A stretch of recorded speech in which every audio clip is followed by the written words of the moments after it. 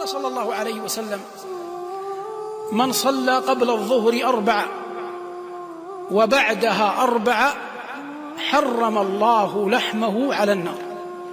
من صلى قبل الظهر 4 وبعدها 4 حرم الله لحمه على النار.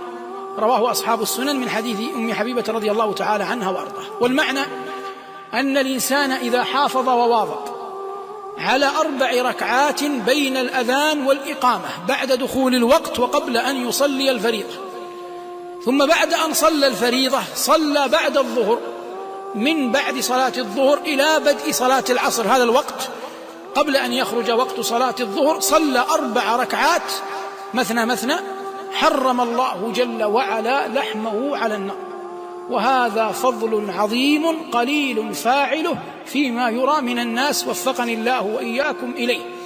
ولو لم تخرج من هذا المسجد إلا أن تعقد العزم على أنك إذا خرجت أن لا تضيع هذا الفضل وتحافظ عليه، لكفى به فضلا أن تخرج به من بيت من بيوت الله.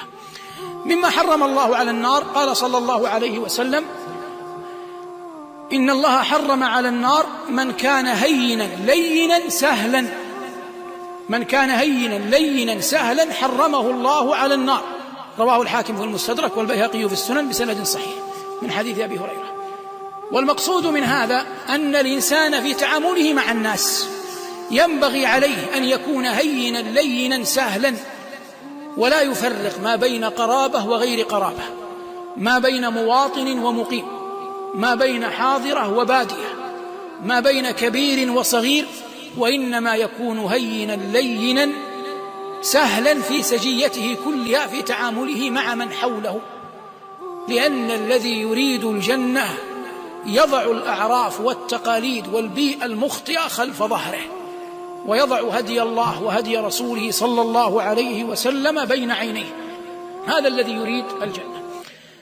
مما حرمه الله جل وعلا على النار قال صلى الله عليه وسلم: لا يلج النار عبد بكى من خشية الله. وقال عليه الصلاة والسلام: ولا يجتمع على عبد غبار في سبيل الله وعذاب جهنم. فالمجاهدون أرفع الأمة درجات، لا يجتمع غبار في سبيل الله مع دخان جهنم إذا كان ذلك الجهاد وفق ضوابطه الشرعية التي من أعظمها وأولها إذن ولي الأمر. هذه بعض ما حرمه الله جل وعلا.